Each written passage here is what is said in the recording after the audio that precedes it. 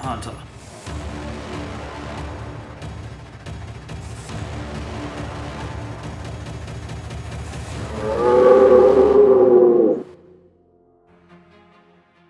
Welcome to the I Am Hunter podcast. We are going to have a chat today. Oh, who are we? I'm Jess. That's Tash. Who are you? This is Rod. Rod. Now that we've got the introductions out of the way, we're going to have a chat about hunting misinformation in the media today. Dad's going to take his beautiful headpiece off so that he looks prettier for all these boys on Instagram. And we're going to talk about some of the things that the media do when they talk about hunting, like the inflammatory language that they use and misleading headlines. Talking about animals being hunted that are endangered when they're not, that kind of stuff. And when they say a headline like that, the headline is what sticks. It doesn't matter if they say in it that that particular one wasn't endangered or this didn't really happen in the actual article. It's the headline that people talk about. So, Yeah. And then kind of, why do people get grumpy about that? Yeah. Yeah. We're going to talk about all of those issues and try and dispel some of those Well, I don't get myths. grumpy. You definitely get and grumpy. some other things like saying stuff like illegal trophy hunting. It's not trophy hunting. No, not a thing. It's No. just called poaching. Or illegal hunting with a Yeah. spotlight or something like that. Yeah. No. There is no such thing as illegal hunting because it's not hunting, it's poaching. So we'll go a bit hopefully- into that. Hopefully what this podcast will do is, we'll have a chat about it, obviously, in a bit of a discussion, so hopefully it's interesting to you. If not, we apologise. You've listened to us and wasted your time. But hopefully what it will do is help you to start thinking about some of these terms that they do use in articles and in the media, so that when you then see it and read about it, like we all do anyway, you can go, actually, no, this is what that's about, and looking for the truth in that article, so that if, you've got friends that are sitting there and they bring it up and they're like, oh, but what about this that happened? And you can be like, well, no, actually, this is the truth of it. This is what really happened. The media just uses these words. So hopefully it helps to start dispelling some of those myths that the media like to spread. And it helps you not to get too upset and start, violently typing or thumbing your phone. And then saying, you bunch of morons, I hate your guts, blah, blah, blah, blah, blah. Yeah, because unfortunately that doesn't really help anyone, even though it might make us feel better at the time. Intelligent conversation is the best way to go. But first, I do have a couple of things that I wanted to show you guys. So I have 3 posts for the week that I really enjoyed, hunting posts. Is this a new section to our podcast? This is a new thing. Yep. I thought This I'd is bring why it. I didn't understand it when I read the notes. Yep, I didn't actually tell them what I was going to do. I just put them in the notes. So the first one was this one, and it is from, I'm probably going to say this wrong, DeWitt Hunting Safaris in Limpopo, It's South a Africa. big crocodile. Yep, so I'll put an overlay up to show everyone that's watching the podcast on either YouTube or on our I Am Hunter site. But if you're just listening, you should probably go there and check it out. Kind of news too, what we're thinking about, Tash is going to put a huge amount of effort into building a podcast page. Yep. And so we'll be able to put some of this stuff up on the podcast page. Yep. Yes. As well as posts and stuff like that we talk about during the podcast. It'll also have resources for where we got our information from when we talk about this stuff. So whether that's the articles that we're actually referencing and talking about, or whether it's the evidence that we've used in what we discuss. So you guys will be able to go there on iamhunter.net and find all of that information if you're looking for more. So it's not just listen to what we say and just take it on face value. We'll actually have sources there so you can go and research it if you want to. And we encourage you to do that. Yeah, and Tash got this from the absolute source of truth, which is Instagram. I did indeed. So I just love that photo so much because it's a massive, massive crocodile, and that's a hunt that I want to do. That's just a very small man. That guy's very small. You don't have to show him. We'll put it up there. Don't worry. Sorry, guy, but you're a small guy. He's not a small Sorry, guy. His rifle's bigger than him. His name's Paul Ryan Robinson, and he is standing next to a huge crocodile, Yeah, and I he's- thought it he's was tiny. awesome. All it does is make me terrified to go anywhere near the water in Africa, honestly. I'm like, if there are things like that in there, I am. We No, got that's big not even- salties here, though. Yeah, we have huge salties here, And it but that's not terrified even me. that's not even like the biggest the worst thing about the water over there. Hippos, man. Oh, I was like, Hippos. What's the worst thing? Does the water itself come for you? The water comes for you in Africa. Like bad Moana scene. Moana, the Dark Edition. In the dark continent. The next one was actually from Shane Broadby, and it's a photo of He's this. a local boy. He is a local boy. He actually won. Didn't he win our buffalo hunt? Yeah, he did, and He I've got to did. take him next Yeah. month. This month. Yeah. This month. Well, there you go. He won our water buffalo hunt for Christmas, and it is a picture of a fallow deer that he got. What we would call and a it's bad stag. a bad stag, but it's really cool. I thought it was actually a really interesting one. And if you look at the bone bit of it, that's not actually deformed. It's just the antler, which I found Yeah. really interesting. That is weird, actually. Hey. And Yeah. it's kind of cool too that, you know, most people, like you even look around our room here, you know, you're kind of looking for symmetry and rack size and all this kind of stuff. But some of the weird ones are and- cool. And you know, you got this idea when people talk about trophies, I guess, you know, you got kind of instantly got this picture in your head of what a trophy looks like. Yeah. Yeah. You know, but Like a trophy You know, fallow.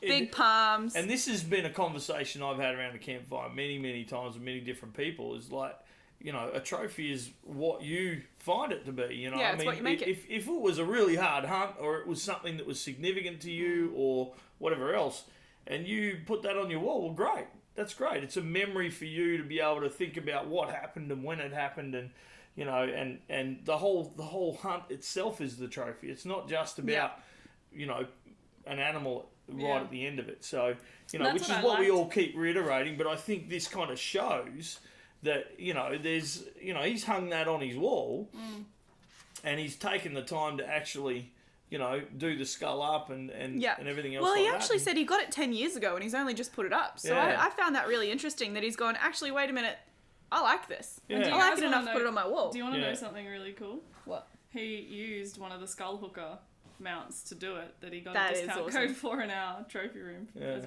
from being a member. That's right, discount codes on Hunter. What? You're just sneaky. Sneaky plug. What's that One called? of the things Plug, I yeah. like the most, I actually thought Tash printed this out because of the comment that was on there. Because in the screenshot, there's a comment, and Shane said to another guy, "Thanks, mate. That's what antler and horn on the wall is all about. Memories of the experience." Yeah, And I was like, "Yeah." Yeah, that's definitely why I printed it off. yeah. I knew. So, Great so minds. you know, don't let anyone tell you your trophy's not a good trophy just because they got one that's bigger than you, because it's about the experience. Yep. Okay, so the next photo was, I believe this is in New Zealand, Amy Lee Wild, and it is a photo of her You got a just. lot of photos. It's only, hey, don't worry, I'll show them. She I'll show spends them. her whole life on Instagram, Yeah. so she finds a It's lot. true. I find a lot of stuff. This is Amy Lee Wild. I don't know if that's how you actually say her name, but that's her handle on Instagram. And she is just beasting it up with half a deer on her back, trekking through the mountains. Just a big old deer butt on her shoulders. I thought that was just absolute beast. Beast So, mode. beast Nice mode. work, Amy. Comment, dinner's served. Yeah, it is. Yeah. Finished. So there's no head on that one or anything. She's just got the legs, and she is going to make some tasty venison. The next one I have is not a cool hunting photo, but a taxidermy photo. So I thought I'd do taxidermy of the podcast. I don't know, taxidermy of the week, something. And that one is a fox jumping at a turkey. I'll show you guys. How biologically accurate is this? Like, Biologically, do foxes hunt turkeys? is it biologically or I is think it foxes, like? if they're hungry, they'll hunt almost Yeah. anything. Are there foxes where there are turkeys? I reckon. I don't. Maybe they shot They're it. all over the US now. Maybe they shot them at the same time. Oh, like it's a great piece of taxidermy. I thought it was that's just awesome. My questions that It's I have in my actually brain. the actual taxidermy on Instagram is in a video form, and it like does a 360 of it, yeah. and it's really cool. Yeah, Those But I don't Canadi know. guys, is that how you say it, Canadi? I think so. Yeah. Because they got some amazing They've stuff. oh, That's- I yeah. had to really, yeah, that. But to go through and go. before we flip that, hunting turkeys. Yeah, I don't get it. Oh, don't you? No. I would definitely like to hunt a turkey. No, I'd like to try I've it. watched a couple of Meat Eater episodes where he hunts them, and I'm like, boring. Really? Like, I don't know. they just sit there and they just go, or You are going to tick off so many turkey hunters. I'm sorry. I'm sorry in advance I mean, for him. it must be. Like, obviously, it attracts some people. Well, but we talked to Jesse Phillips about this in one of our other podcasts, and he was saying how it's like a thrill, and Yeah. it's actually a chase. Yeah. And I'm sitting there like, it's a big fat bird, is it? Yeah, because they're real smart. They're a lot smarter than you think they Yeah, are. but I I also know. don't get the whole- It must be hard to see when you watch it on television because I've watched, like I said, Renella's done a few of them, and there's a couple of other guys that I've watched do turkey hunts. I think I watched what's that other guy that I enjoy watching. Anyway, whatever Jim it is. Shockey? No, not Jim Shockey. Anyway, I've watched a couple of them do the turkey hunts, and it's kind of like you sit there and you're going, man, there's a whole lot of lead up, and all they're doing is going, and it's like that's the interesting part, He's gonna piss know. off some people. and then finally this turkey kind of comes in, tries to smack the crap out of some mannequin that they've planted out A there. decoy? Is that what Yeah, he's talking yeah. about? Decoys, not mannequins. Yeah. I mean, that would be kind of fun to watch. And that's the They get interesting real bit. grumpy. But that seems to happen so fast. It's not like,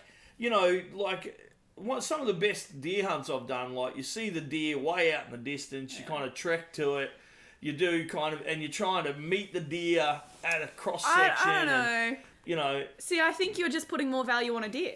maybe. Is there any difference in a deer just walking up and it just stands there no, and but then you shoot it? they're kind of like those kind of hunts. It's like, yeah, that was good. But like I'm saying, there's the deer walks up, you go, that's a nice deer, you shoot it, right?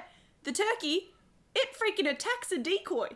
yeah, but I And- think and we he's get like, the wrong "Nah, that's idea of it. boring." I think we get the wrong idea of it over here too, because every turkey I've ever seen has just been on a farm. Yeah. And they're just Standing by kind the grain of silos. sitting around the grain silos. I actually watched a video. And they just look like fat birds that are lazy. They are fat birds. You know? Although, I have to say, when we killed those turkeys up the farm, when I did the roosters, Yeah. those turkeys were vicious. Yeah, I'm sure they I would, watched a but- video of a guy and he had shot his turkey and it wasn't quite gone, Yeah. and he went up to it because he thought it was, and it full attacked him, like fully attacked him, and he had I scratch do- marks I everywhere. have by quite, turkey. it sounds terrible, but I have quite enjoyed watching some of those videos where they bow hunt the turkeys with the blades that flick out and they decapitate Mechanical them. ones. I think that Yeah, would be. that's Like, actually and really the That would be skill pretty in that, because interesting. it's a Their small necks are so- target. yeah. Yeah, the skill involved in that would be pretty. That would be pretty cool. I don't understand how they then get them mounted. But don't they have a 4-inch flick or something that comes out? Yeah, it's pretty big. Either side? I mean, No, that's. I don't think it's quite 4 inches, but it's big. Yeah. Yeah. That's Yeah. He might pretty- be yeah. right. Anyway, I mean, I think It's a really cool going piece of back to taxidermy. going back to the taxidermy, I think if you got the bird, this is kind of the other thing that kind of is a little bit of a low for me, is that when they do those kind of fan-tailed kind of things where it's just like a tail Yeah. and Fan. a little beard hanging off a Yeah. piece of wood or something like that, I'm like, I get it. Maybe that was all you could afford or whatever else for the taxidermy, Maybe or they maybe really you like did it it. yourself and that's great, Yeah. or whatever. Maybe they like it. I don't know, but. I think that like with smaller animals, and turkey's obviously a big bird, but it's a small animal.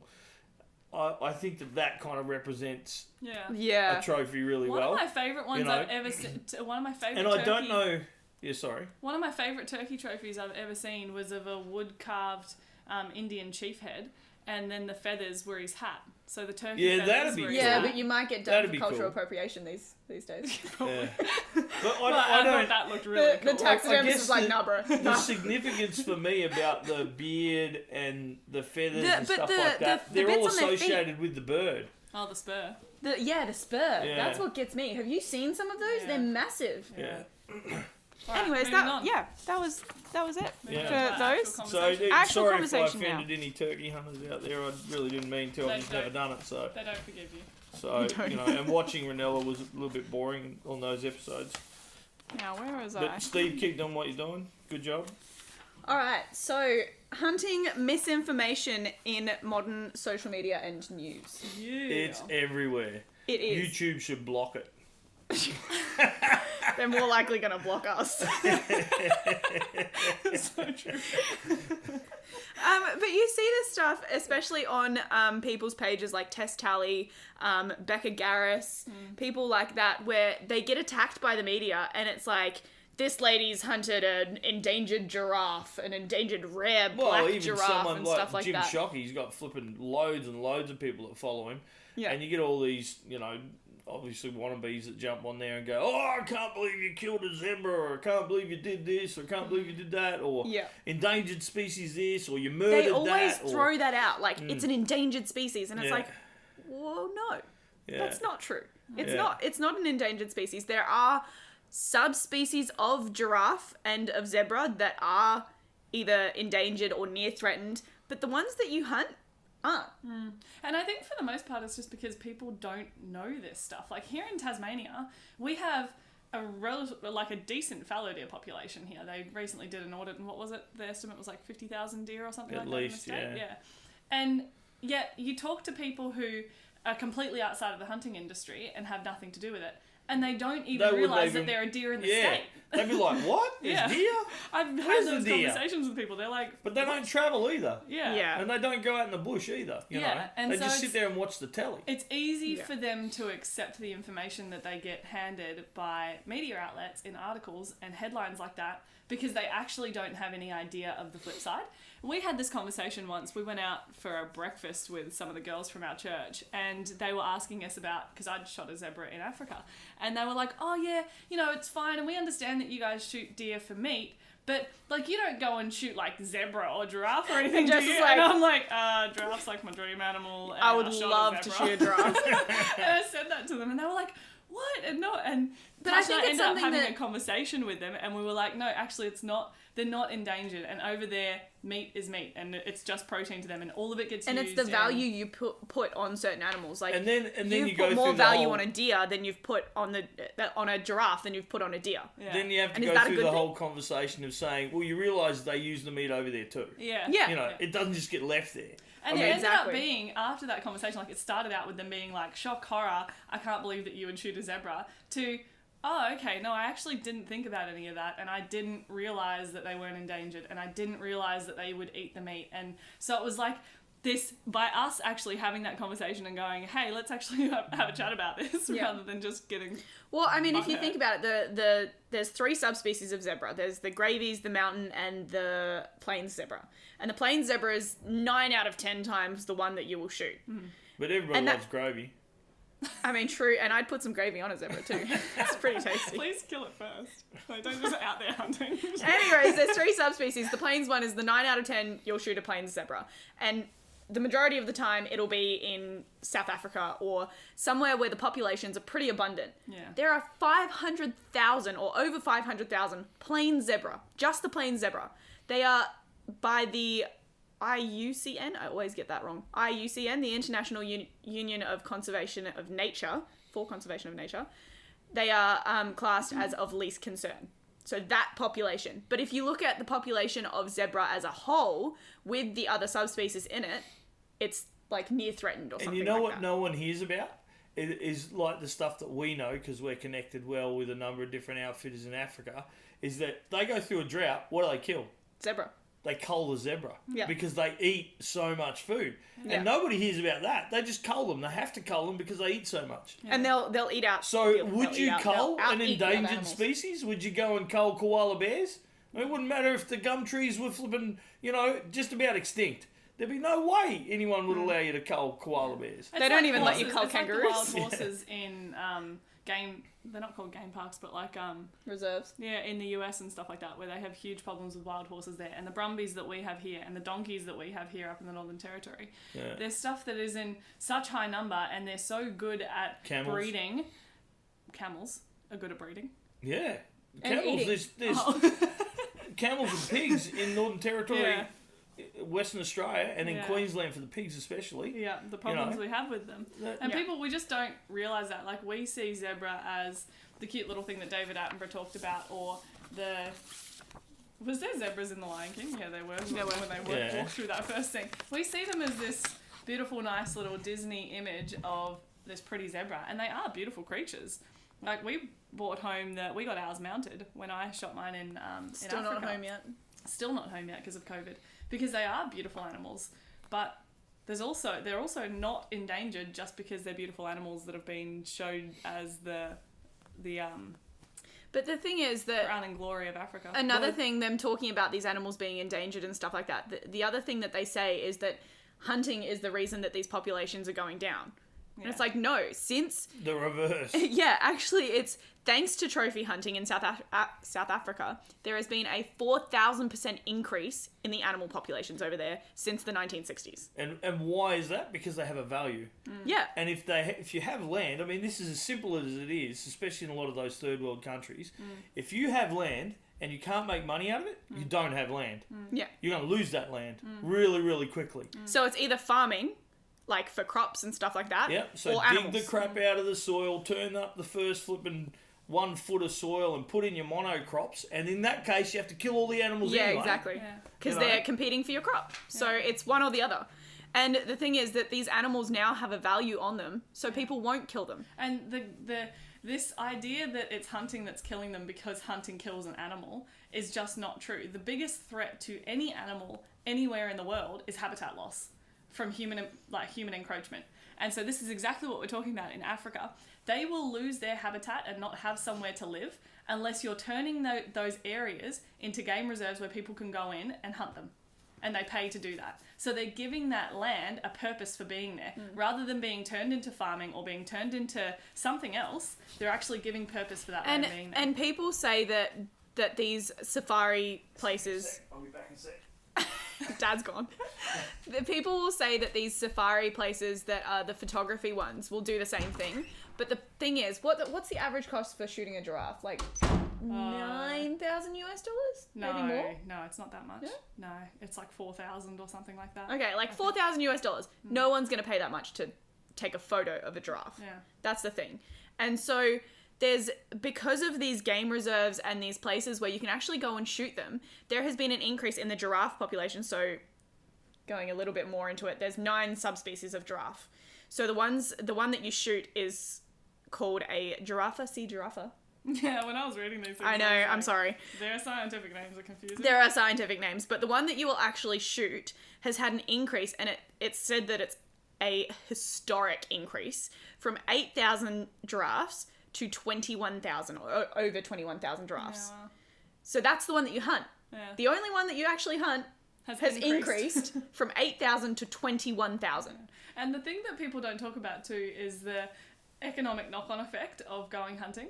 Like, you go on a hunting trip to Africa and you travel there, you're paying for airfares, you're paying when you get there, you pay to hire a driver, or the guide has come and picked you up that you're paying for at the place. When you actually get to the hunting property, he has got trackers that are hired. They've got cooks in the kitchen that are providing all the food. The cleaners are all locals who actually have employment out of you being there. And then once you've paid your $4,000 to go and hunt your giraffe, you then take it to a taxidermist in Africa that's going to taxidermy it for you. And that's another couple of grand that you drop there that is also hiring locals who are doing the work. And they're not just hiring them to do some sweeping the floor, some unskilled labor job. They're teaching them how to actually create this artwork of an animal. When we went to Highveld Taxidermy and did a tour around their premises, and it was amazing. Like, they had this old guy who had been there and he'd been working for them for like 20 years, and he was their most skilled artist. They called him an artist Because that's what he is. did, is so amazing. And he's now teaching the next generation of taxidermists to do what he does. And so that knock-on effect of it is just amazing. And if you were to just, sure, you might go out and eat a meal and stuff like that if you go there for a photography tour, but I can't see any person in their right mind, honestly, I can't, traveling to Africa and paying $4,000 and then a couple of grand extra, say to equivalent, that's not a word, isn't it? Is it? To make the equivalent for photography, to make the equivalent for photography, you're looking at paying $4,000 to get in the car and go out and find the zebra and take its picture, and then you're going to pay another $2,000 or $3,000 to get the pictures printed. Yeah. Because that's what a hunter does when they go and get the taxidermy done. But the thing is that it's not just, they're still going to the restaurants and stuff like that. The hunters are doing that also. Yeah. So there's no equivalent. Yeah. There can't Yeah. be. Yeah. Hey guys, just want to take a moment to tell you guys about I Am Hunter. This podcast is part of the I Am Hunter network or group that we've put together, which is a series of advocacy and information details that we provide for hunting. It's a membership site, and that membership helps us to be able to support and pay for the articles and the details that we're providing to the community and to everyone, hunters and and non-hunters alike. If you want to help support that message and support us to keep that hunting message alive, then by all means jump on and get on to www.iamhunter.net. And thank you very much for your support. What else are we talking about? Inflammatory language. Yes, the inflammatory language does tick me off. I read it and it makes me I'll show you a couple of articles, a couple of headlines from that kind of stuff where it's like, the hunters went on a killing spree. There was murder. They kill for fun and they kill for the kicks and all of this kind of stuff. And they're bloodlust, and it's just like. But some of the stuff I think that is the most useful for us to pay attention to, because that stuff is just over the top and it's ridiculous, and it's emotive language. Like they're trying to use emotions to gain a response from the audience that's reading, right? How dare you murder that giraffe? What do you do about that? I honestly I don't know, other than us not playing into it. But some of the stuff that is useful, I think, to look out for is where they'll say, like, what was that one in Victoria recently? And it was like illegal hunters illegally spotlighting something, and it was like, and they made out illegal hunting. Trespass. They ended up trespassing, and they were spotlighting without permits. And did they have firearms licenses? They were shooting from the road. Yeah, as well. They were shooting from the road. Yeah. So anyway, all of it illegal. They were criminals. They weren't hunters that were out hunting like the rest of us go and do when we pack up our bags and go out and camp and try and get some deer. They were criminals. They were breaking the law in multiple ways. And so when they use a term like hunters in that article and in that headline, that's where we can turn it around if someone brings it up, or in conversation or on social media posts in a respectful way. We can turn that around and go, actually, no, guys, this is not hunters. This is not what we're about, and this is not what we do. These are criminals. Any more than someone who drink drives doesn't represent all drivers. Any more than someone who, I don't know, commits other crimes and murders people is not the same as But humans. I mean, they use the same, especially over here. I don't know about places like the US, but over here they'll use, if someone shoots someone else, they'll say, oh, this firearm owner or something like that. Yeah. And they'll use it to paint a bad picture of all firearms owners. And it's like, no, that guy was actually doing something illegal. That's not, that thing that he did was already illegal. Yeah. And so it's like that, the people that are legally using their firearms, making laws so that other people can't murder people, it doesn't matter. Yeah. Because... So the people who are going to break the law. Yeah, exactly. They're going to break the law anyway. So making more laws to hurt firearms owners is not going to help with that. Yeah. Yeah. It does tick me off when you see it. A little bit. Yeah. And it's easy to get riled up with that stuff, but I suppose just trying to keep that cool head, because at the end of the day, you're never going to convince anyone by shouting at them. You have to kind of walk alongside them and be willing to have that discussion. It's something that I've been thinking about a lot lately in all areas of my life, is that by just speaking something at somebody, I'm not actually going to change their mind at all. Yeah. The likelihood is they're just going to dig their feet in further. I have to actually give them the ability to ask questions and to challenge me on things that they don't understand, or things that they, where they think something and I think something else, and to have that discussion and that conversation.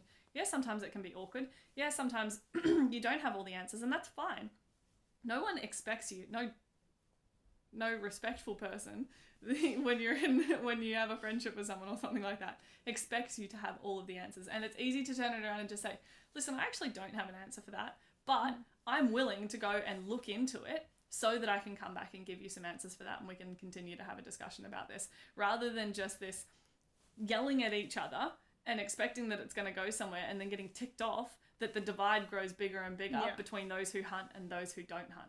We have to actually be willing to take the time out of our day to share this and educate people. Yeah. Because a lot of the time, it's not that they hate hunters just because they hate hunters. It's they do it because of all of these headlines that are like these murderers and stuff like that. They're misinformed. They don't know what hunting is. They don't know why we hunt. And that's one reason why we have these podcasts, why we have I Am Hunter, to try and educate people and to show you guys that this is the argument that we need to be having. This is how we should be telling people, and not just going, oh, well, I'm allowed to hunt. Like, I can do what I want, or this is my right. There has to be a reason, or an educational reason, that we can give them to actually show them, instead of just yelling back at them. Yeah. definitely. And I think like that's why we like sharing this stuff. And sure, we cop flack sometimes, and we get buyback even from hunters Yeah. who decide that they disagree with what we're doing. And I suppose that's kind of a side note. Like, hunters, don't attack other hunters. If you disagree with how someone else hunts, like, and I'm talking hunters, not poachers, not people who are committing crimes and doing illegal things. I'm talking about other hunters. If they are doing something and you just don't agree with it, if you really feel the need and it really feels necessary to you to sit them down and have a conversation with them about it, then fine. Send them a message. Sit them down. Do it in a respectful way and come at it from a position of wanting to actually help them to learn or help them to better what they're doing. Not from a place of, I know this and you're stupid and you don't know better, so I have to come and teach you. But actually that kind of like coming alongside someone and going, listen, I actually really want you to benefit from this. That's why I'm sharing this information with you. That's why I'm having this conversation with you. Because when we attack each other, like, we're attacked enough from the outside.